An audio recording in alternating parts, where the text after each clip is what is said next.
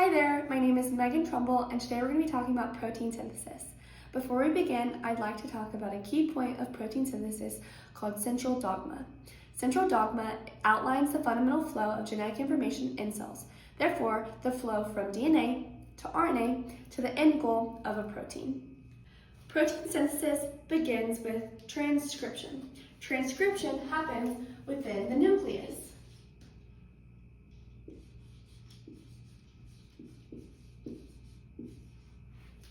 To begin, we need a strand of DNA. More specifically, DNA is a double helix, as you can see here. In order for transcription to start, an enzyme has to come in and unravel the DNA double helix, so that way our RNA polymerase can come in and read off the DNA nucleotides to create a strand of mRNA. You'll notice that the DNA nucleotides have a complementary nucleotide across from it. T pairs with A pairs with T, C pairs with G, and G pairs with C, so on and so forth. You'll notice that the transcription happens on the template strand, not the coding strand of DNA. You'll also notice that T, which is thymine, is only in DNA, and U, which is uracil, is only in mRNA. Once the RNA polymerase has successfully read off the strand of DNA and created a strand of mRNA, the mRNA can then leave this nucleus. Before it can leave the nucleus, it has to undergo splicing. Splicing forms a mature strand of mRNA. Once the strand is mature and has no imperfections, it can leave the nucleus and go into the cytoplasm. Now that we're in the cytoplasm, you can see here that we have a ribosome. In the ribosome is where the protein is made. To begin with translation, our mRNA strand has to be fed through the ribosome. The ribosome can only read 3 nucleotides at a time though. These 3 nucleotides that are read at the same time are called a codon. Right here we have a tRNA.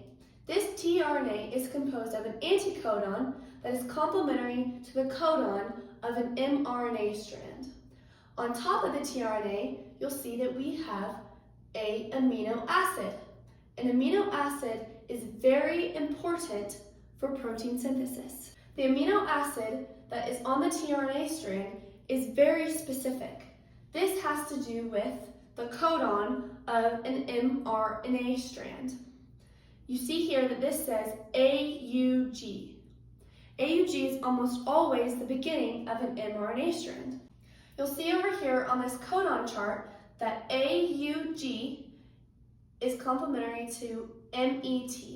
MET stands for methionine. Methionine is the amino acid that's connected to the tRNA of UAC anticodon that is complementary to the AUG codon. This tRNA strand that has the complementary anticodon for the codon on the mRNA strand will come down and it will pair with the mRNA strand.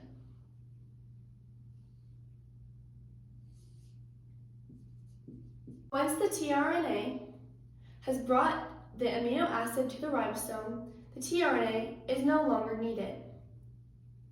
The process of tRNA bringing in the correct amino acid that pairs with the anticodon to the codon of the mRNA strand will continue until the entire mRNA strand has been fed through the ribosome. Once the whole mRNA strand has been fed through, we are left with a linear strand of amino acids. The amino acids can now break off of the ribosome. This linear strand of amino acids can now fold itself into a 3D protein, and protein synthesis is complete. One protein synthesis related disease is Parkinson's.